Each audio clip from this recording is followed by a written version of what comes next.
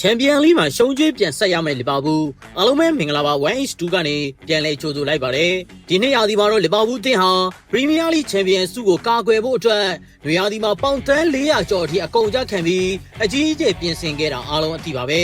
အလက်ဇန်ဒါအီဆက်ဟျူဂိုအီကီတကေဖလိုရီယန်ဗစ်နဲ့ဂျယ်ရမီဖရီမောင်တို့လိုနာမည်ကြီးကစားသမားတွေကိုခေါ်ယူပြီးအင်အားဖြစ်တင်းခဲ့တာကြောင့်ပရိသတ်တွေကလည်းဒီရာသီမှာအောင်မြင်မှုတွေအလီလီရယူနိုင်မယ်လို့မျှော်လင့်ခဲ့ကြပါတယ်ဒါပေမဲ့လက်တွေ့မှာတော့နီးပြအာနေစတော့ရဲ့အသင်းအတွက်အရာအလုံးဟာထင်သလောက်ဖြစ်မလာခဲ့ပါဘူးလက်ရှိလီဗာပူးရဲ့အခြေအနေဟာတကယ်ကိုရုန်းကန်နေရတဲ့အနေအထားမှာရှိနေပြီးအမတ်ပေးစရာရဲ့အဆင့်9နေရာအထိတောင်ရောက်ရှိသွားခဲ့တာပါပြီးခဲ့တဲ့စနေနေ့ကကစားခဲ့တဲ့ FA ကပ်ပွဲစဉ်မှာလည်းမန်စီးတီးကို4ဂိုးကိုမရှိဆိုတဲ့ရလနဲ့အချက်တကွဲရှုံးနေခဲ့ရတာကြောင့်အသင်းရဲ့စိတ်တဲ့ပိုင်းဆိုင်ရာဟာအတော်လေးကိုထိုးနှက်ချက်ပြင်းထန်နေပါတယ်ဒီလိုဝယုံသုံးကားဖြစ်နေတဲ့ရာသီတစ်ခုမှာတော့သူတို့အတွက်နောက်ဆုံးမျှော်လင့်ချက်ကချန်ပီယံလိစင်မြင့်ပဲဖြစ်လာပါတော့တယ်။ကန်ဂျမာရဲ့အလှည့်အပြောင်းရကွာတာဖိုင်နယ်မှာလီဗာပူးရှင်ဆိုင်ရမှာကတော့သူတို့ရဲ့အကျွေးဟောင်းရှိနေတဲ့ PSG အသင်းပဲဖြစ်ပါတယ်။ပြီးခဲ့တဲ့နှစ်16သင်းအဆင့်မှာတော့က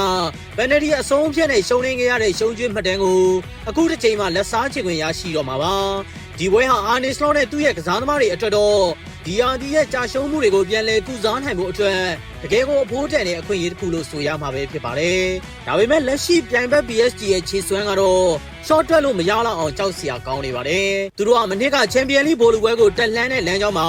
လီဗာပူးအပါအဝင် Aston Villa နဲ့ Arsenal တို့လိုအင်္ဂလန်အသင်းတွေကိုအနိုင်ယူခဲ့တယ်လို့ဒီနှစ်16သင်းအဆင့်မှာလည်း Chelsea ကို2ကြော်ပေါင်း10ဂိုး2ဂိုးဆိုတဲ့ပြတ်သားတဲ့ရလနဲ့အနိုင်ယူပြီးအင်္ဂလန်ကလပ်တွေအပေါ်သူတို့ရဲ့စိုးမိုးမှုကိုပြသထားနိုင်ပါတယ်။ဒီပြလူးဝစ်အန်ဒရီရဲ့အတင်းကိုကြော်ဖြတ်နိုင်ဖို့ဆိုတာလီဗာပူးအတွက်တော့တကယ်ကိုစိန်ခေါ်မှုကြီးတစ်ခုပါပဲ။တရားဒီလုံးရုန်းကန်နေရတဲ့အခြေအနေကနေအခုလိုအင်အားကြီးတဲ့အတင်းကိုအနိုင်ယူပြီးဆီမီဖိုင်နယ်တက်လှမ်းနိုင်မယ်ဆိုရင်တော့ဒါဟာလီဗာပူးအတွက်တကယ်ကိုကြီးမားတဲ့အောင်မြင်မှုတစ်ခုဖြစ်လာမှာပါ။ပရိသတ်တွေကလည်းသူတို့အတင်းရဲ့အစင်လာအတိုင်းအကြက်တဲတွေကြားကနေရုံထပ်ပြနိုင်မလားဆိုတာကိုစိတ်လှုပ်ရှားစွာနဲ့စောင့်ကြည့်နေကြပါတယ်။အာနီစလောနဲ့လီဗာပူးတို့အတွက်ဒီပွဲဟာရိုးရိုးကွာတာဖိုင်နယ်ပွဲစဉ်တစ်ခုတစ်ခုအများကြီးပိုပါတယ်။ဒါဟာတရားဒီလုံးခဲစစ်ရောတိုက်စစ်ပါရိမ့်ရိုက်နေခဲ့တဲ့အသင်းရဲ့ဂုံတိတ်ခါကိုဥရောပစင်မြင့်မှာပြန်လဲဆယ်တင်ဖို့နောက်ဆုံးအခွင့်အရေးပါပဲအဆုံးသတ်မှာတော့ဒီပွဲဟာရိုးရိုးပွဲစဉ်တစ်ခုထပ်ပို့ပြီးတိတ်ခါဆယ်မဲ့ပွဲစဉ်တစ်ပွဲဖြစ်လာပါလိမ့်မယ်အာနီစလောအနေနဲ့သူ့အပေါ်ဝေဖန်နေကြတဲ့အသံတွေကိုဒီပွဲကတစ်စစ်တိတ်ဆိတ်သွားအောင်လုပ်နိုင်မလားဒါမှမဟုတ် PSG ရဲ့တိုက်စစ်အောက်မှာပဲထပ်မံဒူးထောက်သွားရမလားဆိုတာကတော့ရင်ခုန်ကျင်စရာပါ